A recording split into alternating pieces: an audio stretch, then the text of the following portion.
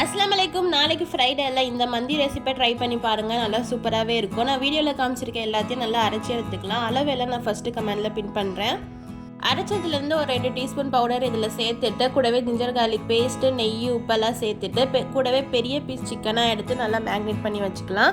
நான் மேக்னேட் பண்ணுற கிளிப்பிங் மட்டும் மிஸ் ஆகிடுச்சு. ஒரு 1 ஹவருக்கு ஃப்ரிட்ஜில் வச்சுட்டு அதுக்கப்புறம் இந்த சட்டி அடுப்பில் வச்சுட்டு எண்ணெய், நெய்யெல்லாம் சேர்த்துட்டு ஹோல் ஸ்பைசஸ் சேர்த்துட்டு கூடவே ஆனியன், பச்சை மிளகாலாம் சேர்த்துட்டு நல்லா வதங்கினதுக்கப்புறம் நம்ம மேக்னேட் பண்ணி வச்சுருக்க அந்த சிக்கனை இதில் சேர்த்துட்டு சிக்கனை நல்லா குக்காக விட்டுடணும்.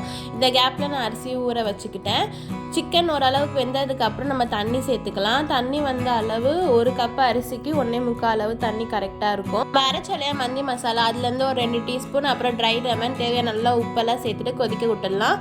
அதுக்கப்புறம் இந்த சைடு வந்து சிக்கன் 65க்கு நம்ம மேக்னேட் பண்ணுவோம் இல்லையா, அந்த மாதிரி மேக்னேட் பண்ணி கிரில் பண்ணி எடுத்துட்டு நல்லா கொதிச்சு வந்ததுக்கப்புறம் ரைஸை சேர்த்துட்டு ரைஸும் தனியும் ஈக்குவலாக வந்ததுக்கப்புறம் கலர் மிக்ஸ் பண்ணிட்டு 30 நிமிஷத்துக்கு தம்மில் போட்டு தம்மில் இருந்து எடுத்ததுக்கப்புறம் நம்ம கிரில் பண்ணி வச்சுருக்க சிக்கனையும் அதில் வச்சுட்டு ஸ்மோக்கி ஃப்ளேவருக்காக அந்த சார்கோலையும் நல்லா சூடு பண்ணி அதில் வச்சு எடுத்தோன்னா நம்மளுக்கு மந்தி ரெசிபி தெரியும்.